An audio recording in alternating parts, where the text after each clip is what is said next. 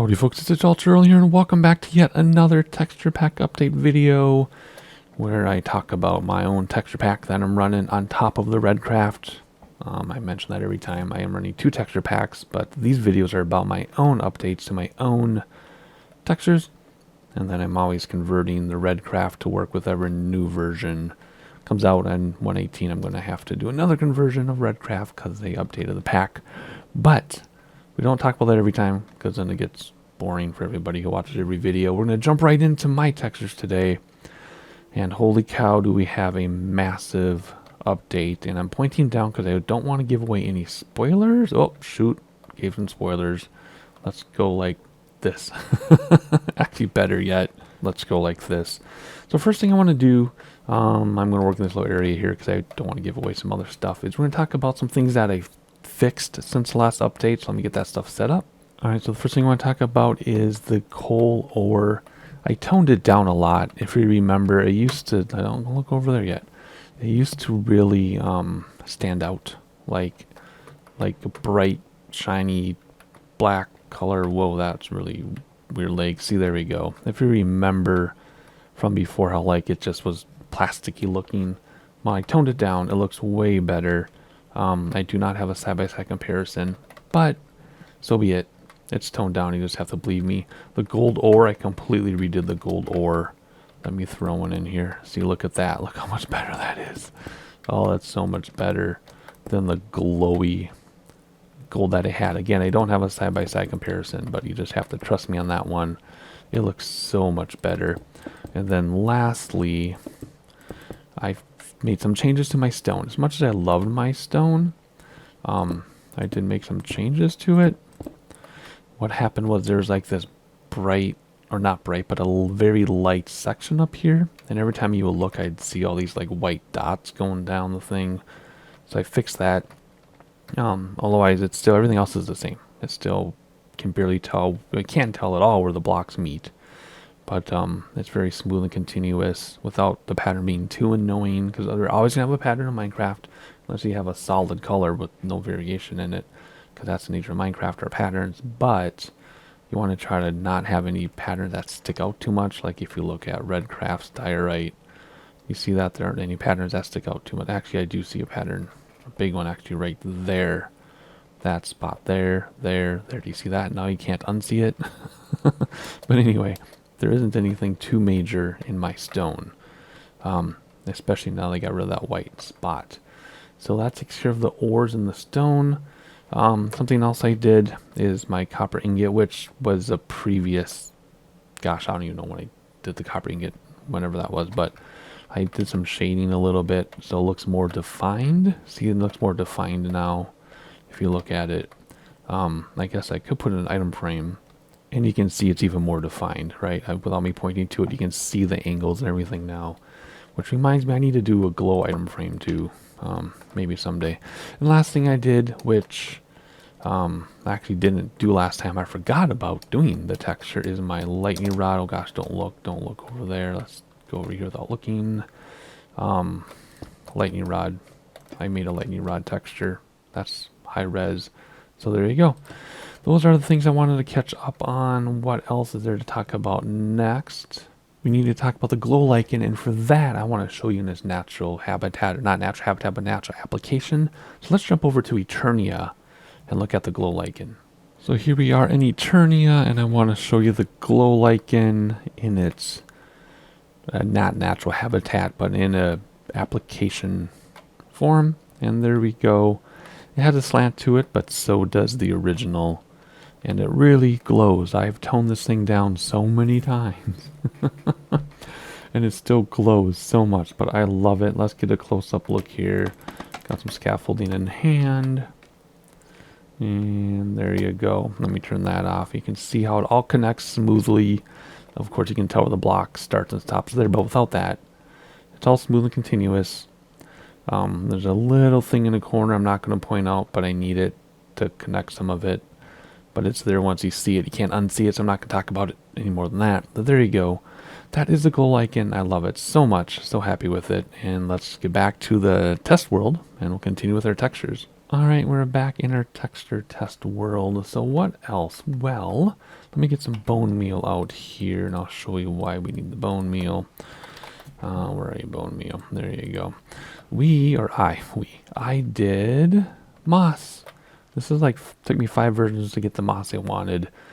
The moss I had looked more like grassy moss, but I wanted to look like the really thick, heavy carpet of moss that you get in like a rainforest and stuff. So that's what he went with. A little bit of pattern, but it also matches the grass, even though I'm redoing my grass. I'm redoing this is Redcraft's grass, or Redcraft's dirt. But I am actually going to be doing my own dirt and grass. I have a texture picked out. Don't know if that's going to be in the next update, but it'll be sometime. So for now, this is Redcraft grass, and it lines up with that. So we'll see what happens when I do my own. That's why I brought that up. But anyway, so again, a bit of a pattern, but there's a pattern in everything. So a bit of pattern in the moss. I'm extremely happy with this. It is real moss. I just had to tweak a few things. So it is a photo, but you can't really tell that much that it's a photo, but it is, I promise. But the reason I bone meal out is I still have to do the azalea plants, obviously, which I have some ideas for that too. Kind of, whoops, let's put you back here. It's kind of like a plant leaf draped over in 1, 2, and 3 layers over a stump. So I'm not sure how I'm going to do it yet. I have ideas, but I need to do that still. Still need to do the rooted dirt. Still need to do the hanging roots. And obviously the flowering azalea leaves and flowering azalea plants. And regular azalea leaves, I think. Anyway, all the lush cave biome stuff, aside from moss and moss carpet, I need to do. But I just have the moss done for now. It's a start. I'm very happy with it. Very excited about it. But now I'm thinking about the other parts of that biome. So we'll get through when we get there. But anyway, the moss is done. So now that brings us to all the copper. Let me show you what I got done with that. I found copper in all the stages that I needed. So let me show you here. There's the copper block from last time. Remember, I used screws instead of rivets. But now I have an exposed, which is the first weathering of copper block. I did not put the rivets back on because first of all, I couldn't find rivets that I liked that matched this oxidation level. But at the same time, if you think about it, when things rust and oxidize, parts fall off, right? So maybe perhaps the rivets fell off. That's why they're not there. Then the next stage of oxidation, and then the final. So what they call this, they just call this copper, of course, and then this is exposed copper. That's your first stage. Then weathered, your second stage, and then oxidized, which is your final stage. So look at that. I'm so excited about that because I didn't know how I was going to do it, but it works perfectly. And now the blocks, or the cut block, I should say. Let's hop up here a little bit so I can do them in 3s. There is your cut block from last time. Cut copper block. We talked about that before, which we'll use for, in our own worlds. There's a first level of oxidation, which they call exposed. Here's the weathered variety, which is the second stage, and then the final stage, which is fully oxidized, which we will see in Eternia when we play there. There you go. Look at that. All the stages of copper. I'm so excited. I can't believe I got that done. And that's all real copper in different stages without coloring, alteration, or anything. So that's the real deal, folks. Look at that. I'm so happy with that. Alrighty, what does that bring us to now? Let me check my list. Oh, of course. The deep slate. So let me clear my hotbar and let's look at my deep slate wall. And then we'll check it out in the wild. And here we go. So there's my stone for comparison. And then my deep slate itself, which I am so proud of and so excited of. This was a 4 a.m. creative excursion. It was a journey for sure. It was a journey to get this. I probably went through 25 things, variations of this block until I settled on this. And then of course the top is lighter in a different direction. The colors stay true to the default colors. And I am so pleased. Now there's a pattern in it if you look at this dark slab right there. But if I got rid of that dark slab, then your eyes would pick up that light slab as a pattern. Then if I got rid of that light slab as a pattern, your eyes would probably pick up this as a pattern. If I got rid of that, I'd pick up, you know what I mean? So it's just going to have a pattern. It just has to. If I don't, then you're going to pick, your eyes will find a pattern no matter what. So I'm just going to keep that in there. If I get rid of this, you cannot tell though where it goes from block to block. You might think you know where it goes block to block, but it doesn't, right? Look at the level line of the block here. does not match the natural lines in the block itself of the stone. So that is a very strong thing you need to consider when doing textures, is contiguous, continuity, whatever word you want to use. So the actual block does not line up with where your eyes think parts end. So I'm very pleased with that. Again, that was a long time in the making. So then I made this, well, actually I made all this other stuff first, but I use the same color scheme. So then we have bricks with cracks, you know, very straightforward. The tiles, very straightforward. The polished, which looks like kind of like andesite, but when I do my own andesite, it won't look like andesite. That won't be comparable at all. And my cobbled version of Slate, which, again, this also took me 5 or 6 versions, and this was the 3 a.m. creative juices flowing. And again, you might think you know where the block starts and stops because it looks like there's a blocky type repetition, but if you look at where they actually start and stop, I guarantee you are wrong. I was very careful with overlapping and continuity there. And there's a few patterns my eyes pick out, but there's always going to be patterns in Minecraft, right? And I kept it with jagged edges. So regular cobblestone, which I'm going to be doing my own regular cobblestone texture as well. That's going to have rounded cobbles, right? But this cobbled, because it's slate, deep slate, it is more jagged and flat looking on purpose than the other stuff. So I am just pleased as punch.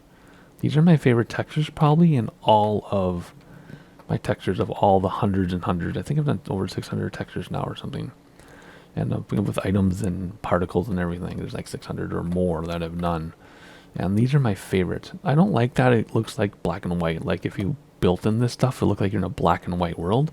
But those are the colors of the default, I promise you. So it's not absence of color either. There's a little bit of green in there, a little bit of blue in there. It's not just black and white. I just want to stare at this all day. I'm so pleased this punch, especially the slate, which we will go look at in its natural habitat in a moment. But just look at that. So what comes with deep slate? Well, deep slate, whoop, actually we missed one. We need the chiseled deep slate, which is simply just the polished, toned down. Well, actually, it's not just the polished. I don't know how to describe how I came up with this. It's not, of all the chiseled textures I've made, it's not my favorite. But again, it matches exactly the pattern and the shading of the default, which I wanted to do. So in that regard, it's pretty darn good, but it's still not my favorite of the chiseled types of blocks I've done. But anyway, there it is. So what happens next? Well, not next. What do we have to show next? Well, we have the deep slate ores. I believe I have them all here, so we'll go through them. So I took the actual ore textures and just put them in deep slate. So nothing like groundbreaking there, but there's your your coal, which over there looked really good. Here looks kind of weird because of some of the color shading from the deep slate, like in there. I may fix that. Like this looks like a mistake right there, but it isn't. So I might fix that. I don't know. I wanted to stay true to the regular stone ores, but you know, might have to do some changes there. We'll see. Here then is the iron. Again, it looks like it's glowing because, well, the deep slate is darker than the stone. But we're going to keep it that way. You know, again, keeping the colors in the default. And then copper, of course, without the green because it's so deep there's not going to be much oxidization there. And then gold again. And redstone. Again, all these look much brighter and glowier because the surrounding stone is darker than the stone. But we'll see. I plan on keeping it the way they are. And then, ooh, that one really glows. Ooh, this is going to be fun to see when we're in a deep, deep, dark cave at negative 60. Or, well, you know what? I don't know where lapis and all this stuff is going to spawn in 118. It's going to change. But anyway, there we go. Check that out. All the ores in deep slate form. Not difficult to do, but whoops. We got to do it down there.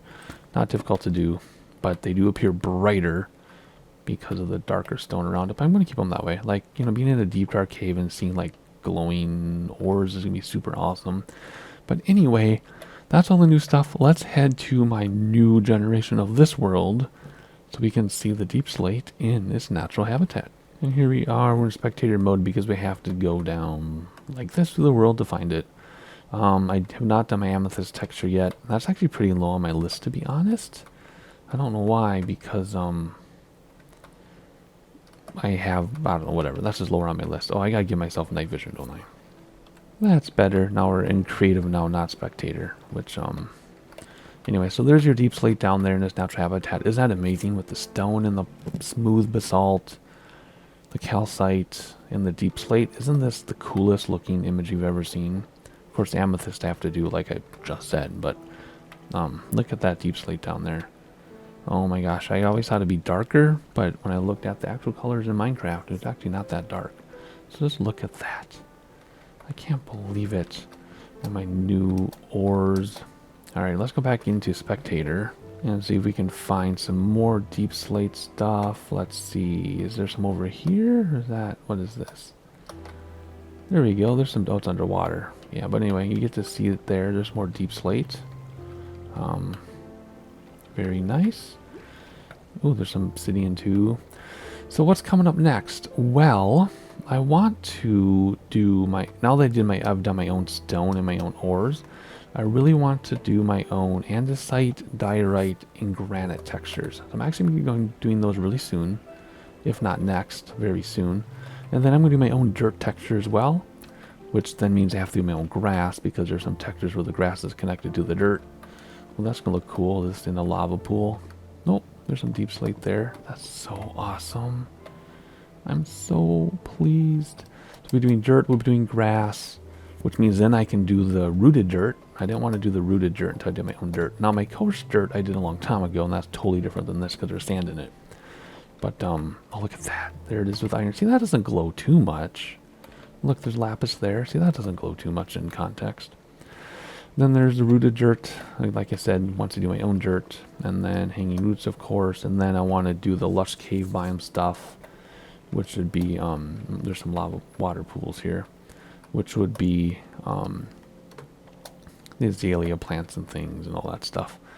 And then what else? Oh, then because I did my own stone, I have to redo all my own stone stuff, right? Like cobbles, bricks, mossy, cracked, all that stuff, even though it's not 117.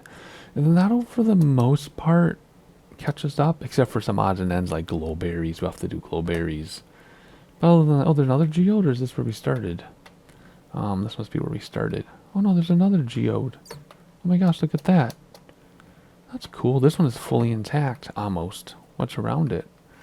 Okay, so this is encased in solid stone. So if you were to be like branch mining, then you'd run into this geode. Okay, I wasn't sure if they're all exposed or not. Yeah, this one's solid. It's completely covered. Anyway, oh, there's another. There's so many of these. Okay, how come I cannot find a single geode in Eternia? But they're actually all over the place. So anyway, then there'll be odds and ends like glowberries, and that'll be pretty much it, I think. So what's that? If I look at my list here, that's still like 100 textures to do, but a lot of them are just related to each other. So that's going to be it for now. But we at least have a couple more update videos to go to catch us up through 117. Oh yeah, there's my head because I'm a spectator. I guess we'll stay like that.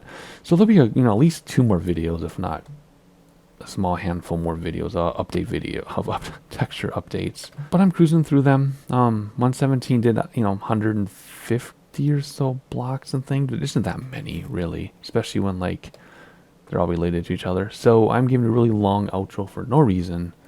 Otherwise, you know the drill. Like, subscribe so you can see the next texture pack updates when I get to them, as well as the Eternia and Flight Sim stuff, and I'll see you next time.